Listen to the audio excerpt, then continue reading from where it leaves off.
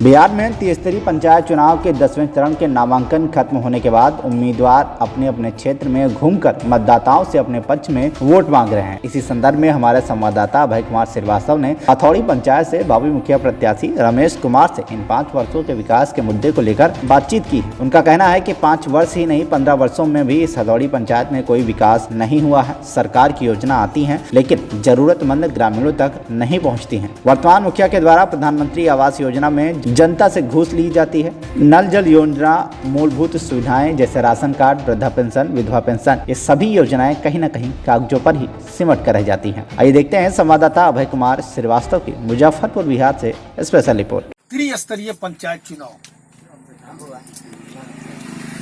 नामांकन की प्रक्रिया समाप्त हो चुकी है। सारे प्रत्याशी अपने अपने क्षेत्र में ग्रामीणों से मिल रहे हैं। मुद्दा है विकास को लेकर। स्वाभाविक है, विकास को लेकर ग्रामीण चाहते हैं कि हमारे क्षेत्र में विकास हो। इसी संदर्भ में हम आ पहुंचे हैं कटरा प्रखंड के हथौड़ी पंचायत में, जहां से मुखिया पद के उम्मीदवार हैं रमेश कुमार जी। किसान है और समाज सेवा जुड़े, कई वर्षों से समाज का सेवा करते आ रहे हैं। समाज के हर सुख दुख में बराबर के सहयोगी रहे हैं। इस कोरोना काल में 2 साल का कोरोना काल हमारा देश ही नहीं पूरे विश्व कोरोना से ग्रसित था, उसमें भी इन्होंने ग्रामीणों के साथ में बराबर का सहयोग दिया है, हर तरह का सहयोग किया है। आइए इनसे जानना चाहते हैं हम कि इस मैदान में उतरे हैं और क्या सोच लेके उतरे हैं और इनके इस हथौड़ी पंचायत का विकास का। आइए बात करते हैं। पहले अपना पूरा परिचय दीजिए। मेरा नाम रमेश कुमार हुआ जी। और हथौड़ी पंचायत, कटरा प्रखंड के हथौड़ी पंचायत में मेरा घर हुआ दिसंबर गाँव में। जी। हम आपसे जानना चाहते हैं जी। कि हथौड़ी पंचायत में जी। इन 5 सालों में विकास कहाँ? देखिए, विकास की जहाँ तक बात है तो इस पूर्व के 5 साल में ही नहीं, यानी 15 साल में, लंबे समय से जी। विकास आंशिक रूप से किया गया, लेकिन सामाजिक बंटवारा को करके जी। और यहाँ के जो वर्तमान मुखिया हैं जी। वो अपनी राजनीति को सीधा जी। विकास जो होना चाहिए जी। जिस सीमा तक, जी। वो विकास नहीं हो पाया। तो केंद्र की योजना, बिहार राज्य की योजना आती है तो ग्रामीणों के लिए आती है, जी। तो फिर कहाँ गड़बड़ी, कहाँ कमी रह जाती है? यानी जो भी पंचायत स्तर पर मुखिया के माध्यम से केंद्र सरकार और राज्य सरकार भेजती है, जी। उसमें अलग अलग उसका योजना है, जी। लेकिन उस योजना में संपूर्ण विकास, या ये आप कहिए कि आधा विकास भी नहीं हो पाया, आंशिक विकास हुआ है। जैसे जी। खाद्य आपूर्ति विभाग, जी। केंद्र सरकार और राज्य सरकार दोनों मिलके आम जनता तक खाद्यान्न पहुंचाना चाहती है। जी। उसमें भारी अनियमितता यहाँ है, भारी पैमाने पर। जी। और जो वर्तमान मुखिया रहा वो कहीं न कहीं मिली भगत से इसको बैठ के देखता रहा और गरीबों के बीच में इसका संपूर्ण लाभ नहीं मिल पाता है। जी। दूसरी बात है कि किसान का विकास, किसान तो फिर योजना ही फेल कर गया। योजना ही फेल कर गया। आज जो मजदूर हैं विशुद्ध रूप से जो मजदूरी करते हैं मुजफ्फरपुर जाके करते हैं, क्योंकि उनको जब यहीं मनरेगा में काम मिलता है तो क्यों मुजफ्फरपुर जाए? तो मजदूर और मनरेगा, जब मनरेगा फेल किया तो मजदूर तो स्वतः फेल कर जाएगा।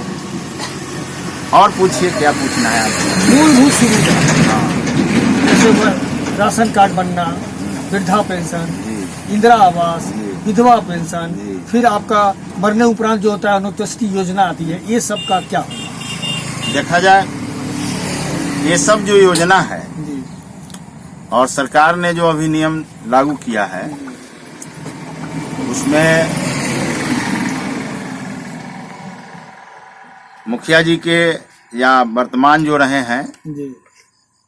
लगातार रहे हैं, उनका कुछ ऐसा एजेंट, खास एजेंट बहाल है जी। मैंने दलाल उसको कहिए। हाँ, दलाल कहना मेरे लिए नहीं ठीक होगा। इसलिए कुछ एजेंट ऐसे बहाल हैं जी, जो गलत तरीके से जो मांस है आम जनता जी, ग्रामीण उसको बलगलाता है। मुखिया जी को वेरिफिकेशन वृद्धावस्था पेंशन में नहीं करना है, ये बिहार गवर्नमेंट का निर्देश है, करना है पंचायत सचिव। जी जी, लेकिन वो जो एजेंट लोग हैं उनको खींच करके बलगलाता है कि साहब मुखिया जी चाहेंगे तभी होगा। और वृद्धावस्था पेंशन में तो बहुत बड़ा फर्जीवाड़ा यहाँ के पूर्व या जो रहे हैं पूर्व से जी, में प्रधान उन्होंने किया है। क्योंकि 2016 में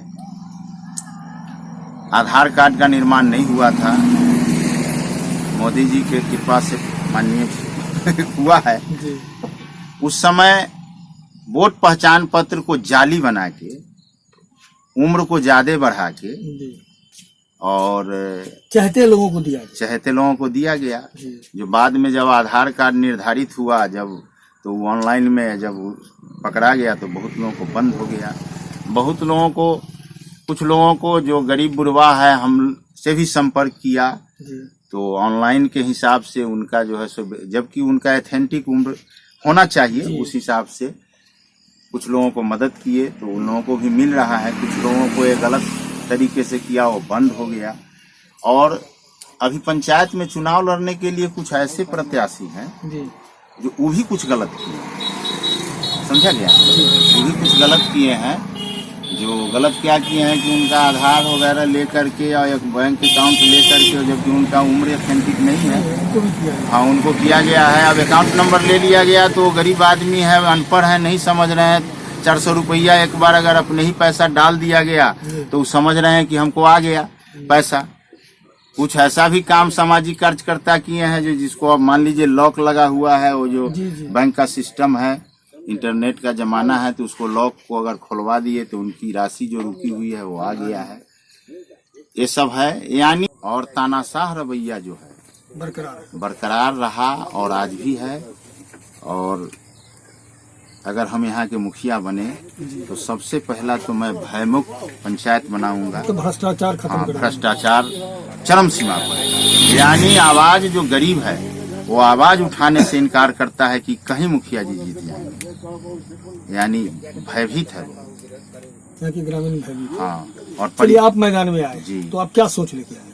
हम सोच लेके आए हैं कि किसान मजदूर गरीबों का ये जो पंचायत है इसमें 100% कोशिश करेंगे कि किसान और मजदूर का विकास हो। और वो कैसे हो, पहला प्राथमिकता हमारा रहेगा कि ये जो जल जमाव का मामला है, जल निकासी के, और उसमें स्पष्ट रूप से मैं आपको कहना चाहता हूं कि यदि मैं मुखिया यहाँ का जनता मालिक मुझे बनाया तो मैं अपने कैबिनेट में उस प्रस्ताव को पारित करके आम सभा में, और ये जो है विशंभर पट्टी के पूरब दिशा से, यानी इसके चौहद्दी के पूरब एरिया से बिहार सरकार की एक नाला है जो 1835 के सर्वे में भी नाला है और 1962 के सर्वे में भी नाला है। तो यदि मैं यहाँ का मुखिया बना तो पहले अपने कैबिनेट में उसको पारित करके आम सभा में,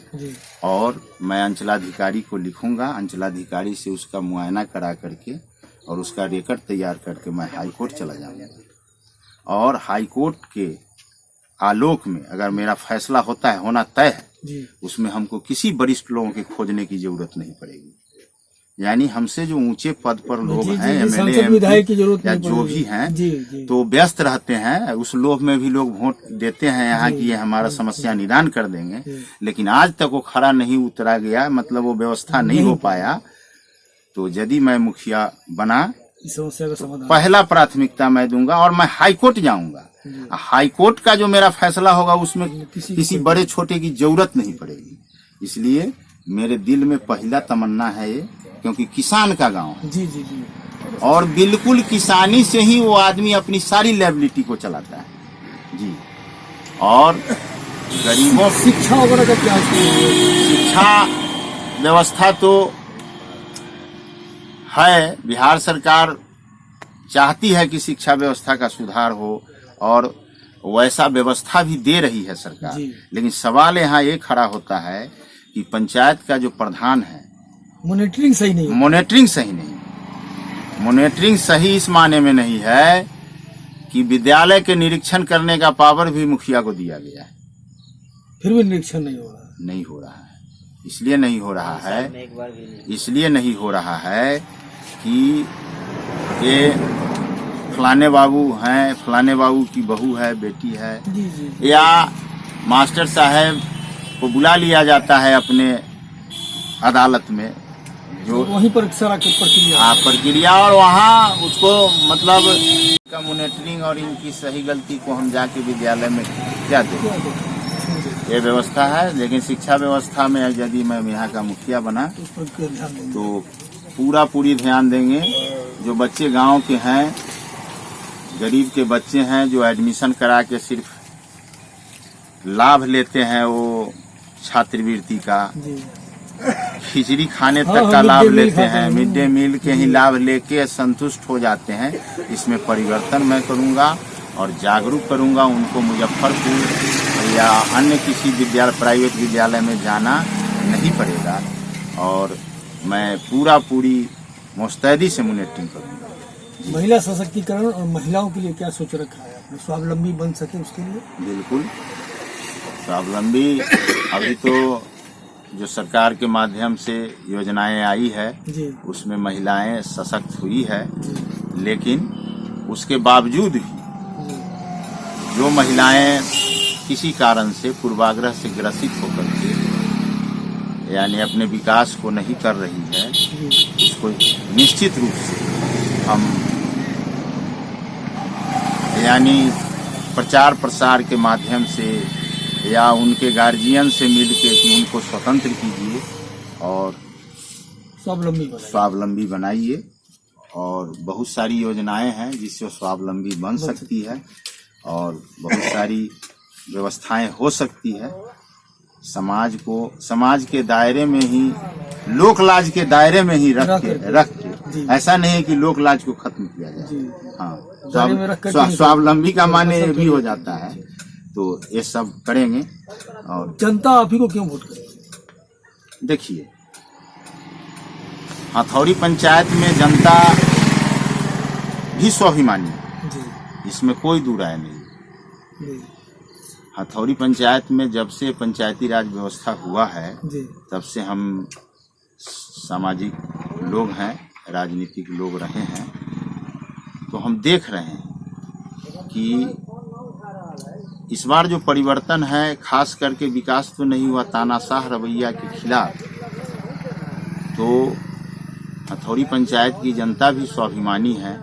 वो अच्छे लोगों को वोट करना चाहते हैं, जिनका कम से कम सरकारी राशि से कहीं ताल्लुक नहीं है और सरकारी राशि के रुपया से अपना देश चमकाते हैं लोग, उनसे जनता कट रहा है।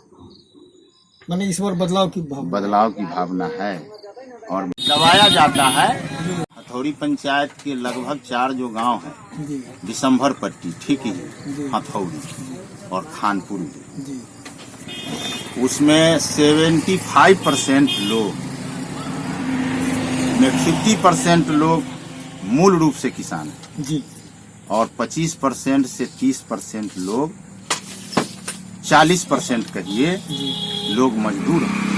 50% किसान हैं पूरे पंचायत के इस तमाम गांव में, और 40% लोग मजदूर हैं, और 10% लोग हैं जो किसान होते हुए भी इंटेलेक्चुअल लोग हैं, गांव छोड़ के बाहर रहते हैं। लेकिन किसानों का तो यहाँ कोई सुध ही लिया ही नहीं। जैसे पहला मुद्दा है यहाँ जहाँ आप बैठे हुए हैं, ये बिल्कुल किसान लोग हैं, और इसमें किसान और मजदूर दोनों मिले हुए लोग हैं, सारे लोग।